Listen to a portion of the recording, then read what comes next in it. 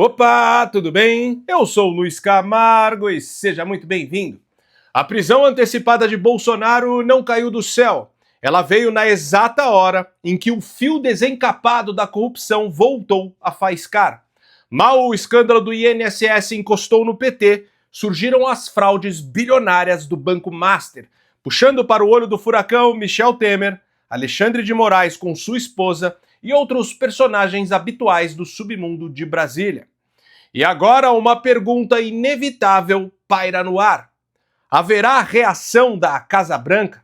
Afinal, Trump sempre deixou claro que a perseguição contra Bolsonaro é a causa central das sanções.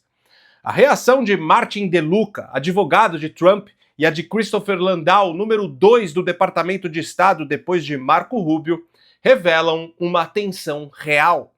DeLuca, lembrando que Trump retirou as tarifas pouco antes da prisão de Bolsonaro, resumiu a situação da seguinte forma: os Estados Unidos estenderam um ramo de oliveira e no dia seguinte Moraes respondeu com um tapa na cara. Já Landau foi mais longe, afirmando que Washington está profundamente preocupada com a prisão de Bolsonaro e que não há ameaça maior à democracia do que um juiz que desconhece qualquer limite para o seu próprio poder. Bom, a verdade é que Bolsonaro não foi colocado no regime fechado antecipadamente por ter tentado violar a tornozeleira eletrônica ou por risco de fuga. O buraco é muito mais embaixo. No vídeo de hoje vamos destrinchar o que realmente está por trás dessa prisão e o que podemos esperar de Washington nos próximos dias, já que o juiz violador de direitos humanos, sancionado pelos Estados Unidos, decidiu dobrar a aposta. Mas antes, já vai mandando aquele like esperto no vídeo, deixe também um comentário qualquer, nem que seja só um alô mesmo, pois isso faz com que a plataforma entregue o vídeo para mais pessoas. Aproveita também e confere se você continua inscrito no canal, aciona o sininho das notificações e, se for novo por aqui, me dê essa moral e se inscreva no canal. Lembrando que conteúdo como desse vídeo você jamais verá na imprensa tradicional ou na grande mídia. Sendo assim, se você acha importante esse nosso meio de comunicação, se você valoriza o jornalismo independente, ainda mais diante de toda a perseguição às vozes conservadoras nas redes sociais, considere ajudar a manter esse canal em plena atividade, contribuindo com qualquer valor. Minha chave Pix é o e-mail luiscamargopix@yahoo.com. Luiz Camargo Pix tudo junto, luiz com z, @yahoo.com. É só .com, não tem BR. Ou se preferir, o link do nosso Apoia-se está aqui na descrição do vídeo ou fixado no primeiro comentário. Se desejar, dê um pause aí no vídeo para fazer a sua contribuição, que eu ficarei imensamente grato. Feito? Então vamos lá. Com a saúde debilitada ao limite, Alexandre de Moraes aprofundou ainda mais o cerco contra o ex-presidente Jair Bolsonaro. Na manhã deste sábado, ele foi arrancado às pressas da prisão domiciliar e jogado para dentro das instalações da Polícia Federal controlada pelo governo Lula. A mensagem é clara: Bolsonaro é tratado como um inimigo a ser neutralizado a qualquer custo. A nova determinação é absurda, arbitrária e completamente desprovida de lógica. O ditador da cabeça de ovo determinou a prisão preventiva de Bolsonaro por conta desse vídeo. Você vai lutar pelo seu país ou assistir tudo do celular aí no sofá da sua casa? Eu te convido para lutar com a gente. Nesse primeiro momento, a gente vai buscar o Senhor dos Exércitos. Eu te convido para uma vigília que começa nesse sábado, dia 22 de novembro, a partir das 7 da noite, aqui no balão do Jardim Botânico, na altura do condomínio do meu pai, o Solar de Brasília 2, para orarmos pela saúde dele e pela volta da democracia no nosso país. Vamos pedir a Deus que aplique a sua justiça aos que perseguem tanta gente inocente e ajudam os verdadeiros bandidos a se manterem no poder. Na madrugada de sábado, o sistema de monitoramento registrou uma suposta violação na tornozeleira de Jair Bolsonaro. E minutos depois, agentes do Distrito Federal correram até sua casa para trocar o equipamento. O episódio virou munição decisiva para Alexandre de Moraes sustentar a prisão preventiva decretada poucas horas depois. O ministro interpretou o alerta como indício de tentativa de rompimento do monitoramento, chegando a afirmar que Bolsonaro buscava facilitar uma fuga em meio à confusão provocada pela vigília convocada por Flávio Bolsonaro. Para completar, Moraes ainda classificou a vigília como um ato criminoso, acusando-a de tumultuar e interferir no judiciário. Uma narrativa que diz muito mais sobre o tribunal de exceção em curso do que sobre qualquer fato concreto. Em um vídeo que circulou bastante nas redes sociais, Bolsonaro afirma a agentes da PF que utilizou um ferro de solda para queimar a tornozeleira. Questionado sobre o motivo, ele falou que foi por curiosidade.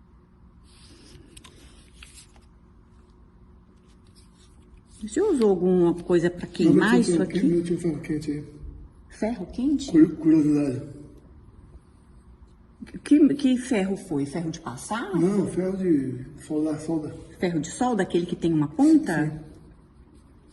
Tá certo. Você tentou puxar a pulseira também? Não. Não? Não rompi a pulseira, não. Fica tranquilo. Tá.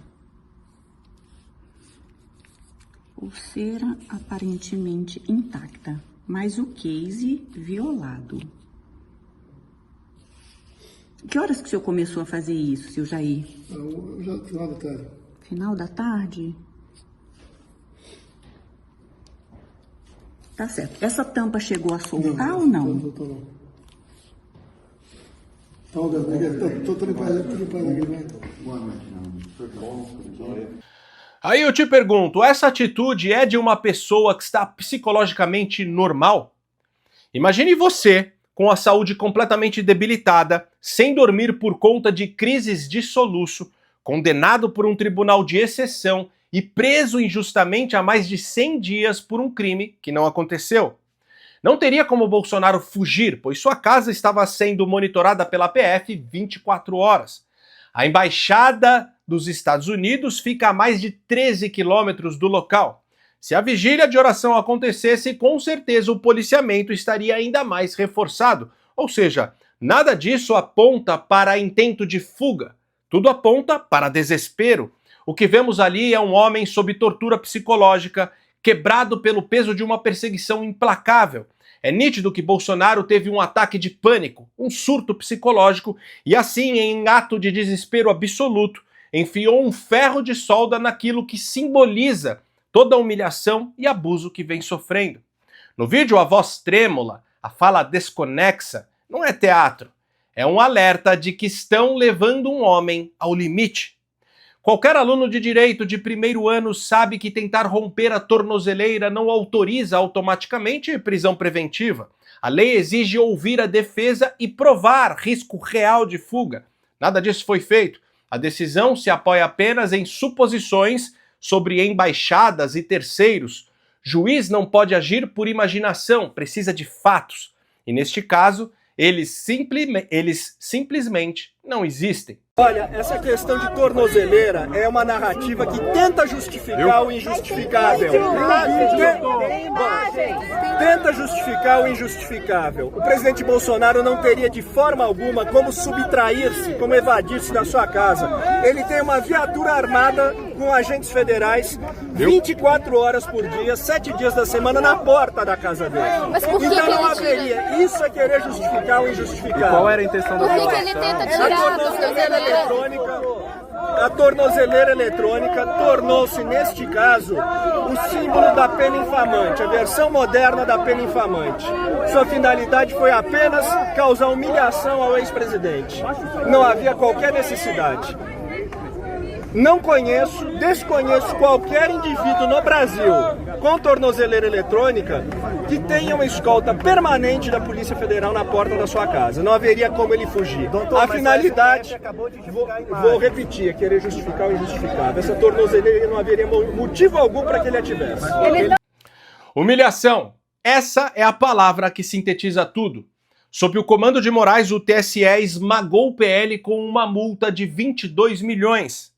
E agora, no dia 22, Bolsonaro é arrastado para a prisão. Não existe acaso nesse roteiro, todo psicopata segue o mesmo ritual. Antes de aniquilar sua vítima, ele deixa claro quem manda, ele a submete, a rebaixa, a humilha. É exatamente isso que estamos testemunhando. A sensação que passa é que o objetivo final dessa prisão está longe de ser apenas jurídico, pois expõe deliberadamente a vida de Bolsonaro a um risco real. Bolsonaro desafiou os donos do poder e despertou milhões, enquanto respirar politicamente continuará sendo uma ameaça para aqueles que se consideram proprietários do país. Como já falei diversas vezes aqui, o que aconteceu em 2018 foi uma falha na Matrix. Bolsonaro jamais era para ter atravessado aquela eleição. O roteiro original era outro. Adélio tinha uma missão e o desfecho previsto não envolvia um capitão reformado ascendendo ao Planalto. Mas a engrenagem travou. Um erro escapou ao controle. A adesão ao bolsonarismo, certo, foi para nos tirar do poder, porque nós vimos ganhar a eleição de 18. Se a Dilma governasse até o final do governo dela, e o Lula sendo candidato em 18, nós venceríamos a eleição. Aliás, ele venceria em 18 com tudo que aconteceu, ou em liberdade elegeria o Haddad.